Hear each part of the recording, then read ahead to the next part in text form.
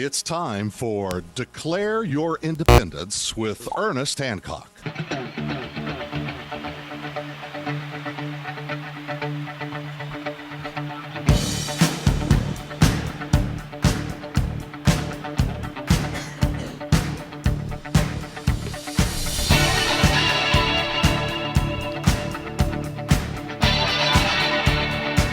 Welcome back to Declare Your Independence with me, Ernest Hancock, my good friends, William Buppert and Gregg Tivnan. You know, I want to make sure that the people that we're talking to are the generation next. You know, a lot of the other guys, Gregg kind of was the trailblazer for me back in the day. You know, he was, I got to tell you, I mean, I don't know. We'll do the children thing. No. Okay, I will, because I already said it. I remember in the mid-'90s, it was, it's for the children. It's always for the children. The children. I mean, he goes, what if we just killed all the children? Then what would be the argument then? Heck, in China, they just take them out and throw them in the canal, first year or two. It's kind of, whatever. The children? Is it the children that's the enemy? Or we got to get the children now?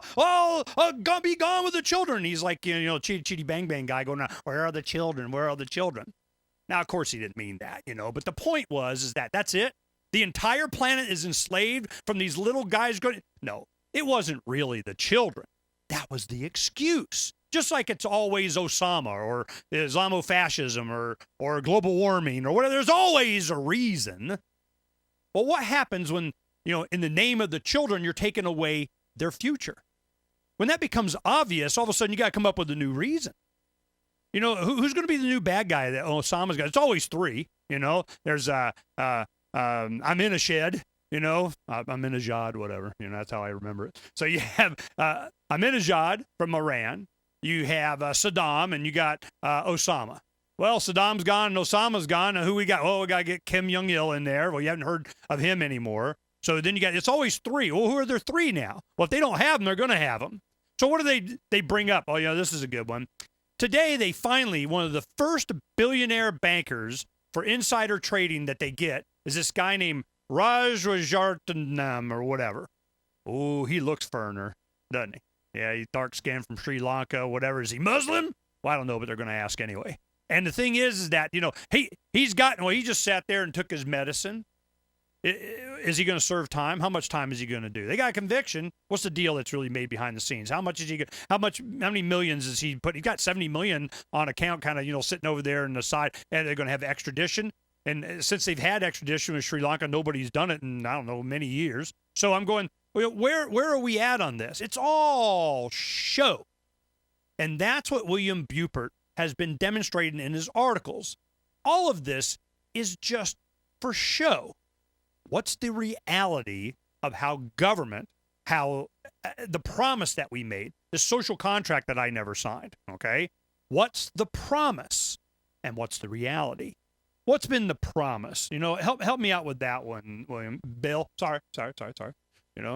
Tell me, what's the promise been? Here's government's promise to everybody every time, whether it's 1917 in Mexico and Russia where we had the communist revolutions, or the socialist revolutions that have washed over the 20th century and left us 265 million corpses deep out of warfare, is we're going to guarantee that your security, whether it be food, whether it be water, sewage, a proper financial system, whatever the case may be, we're going to ensure that is given to you. But we have an exchange here.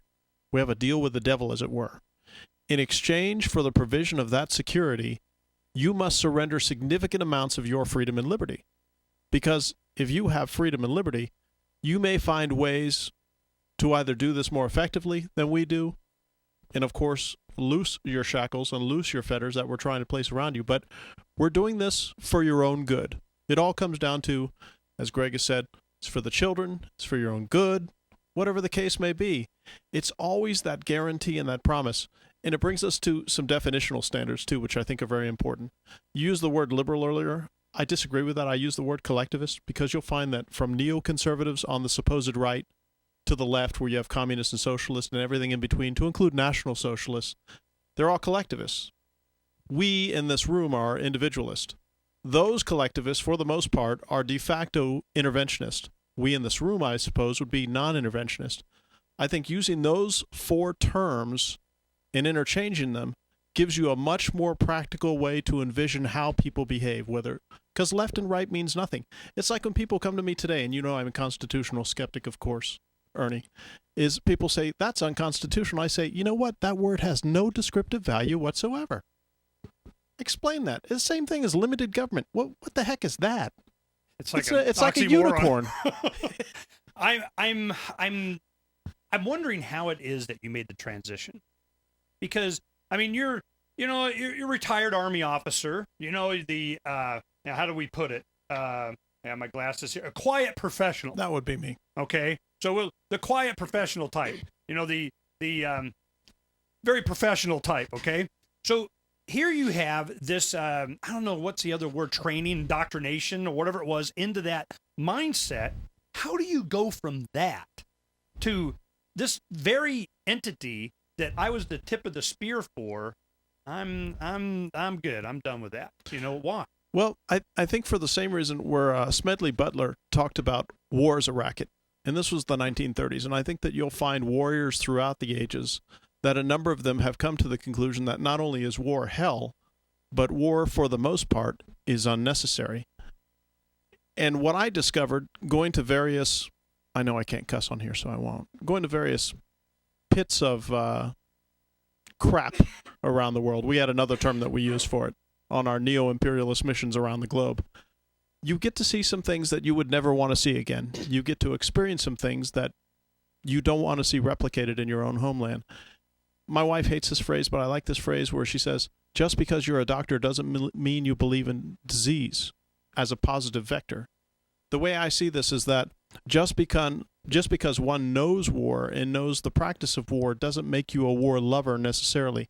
I would submit to you that with all the civil administrations that we've had in these United States from the beginning of the country to this one, the most dovish advice always came from the uniforms, when the president would turn to his left or right to say, so what do you think we should do here? Not fight. Not fight, because we know that the price in the end is not only the blood and treasure that we personally expend as warriors, but in the end, what good does it do? Make somebody money. It does. I mean, there's a motivation for it from somewhere. I mean, who do you think it is? This thing, I want to get your opinion on this. What's going on with China? We're battling China economically in Africa for resources or whatever. And South America. And I'm wondering, who benefits from this new resurrection of the Cold War that, I'm sure Cheney wanted it. Heck, he's sending memos to Obama, Oh, yeah.